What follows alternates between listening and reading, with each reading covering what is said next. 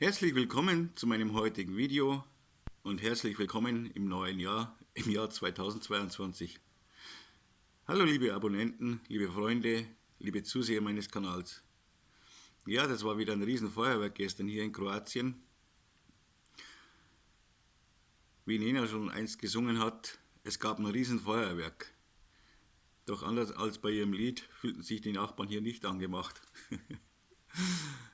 Ja, ich hoffe, ihr seid gut ins neue Jahr gekommen, ihr konntet Silvester gut feiern mit euren Familien oder Freunden und ihr seid gut ins neue Jahr gestartet. Lasst euch durch nichts aus der Ruhe bringen, lasst euch nicht entzweien, die Gesellschaft, die Bevölkerung soll zusammenhalten. Es gab schon mal eine Zeit, in der eine bestimmte Bevölkerungsgruppe für alles verantwortlich gemacht wurde.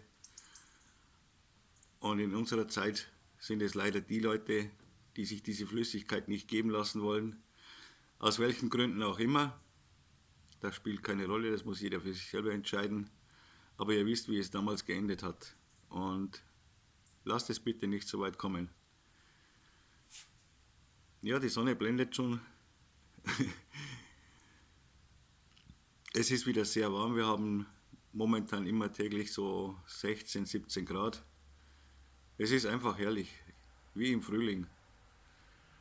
Naja, in diesem Sinne, ich wünsche euch noch allen ein friedvolles, gesundes und glückliches neues Jahr.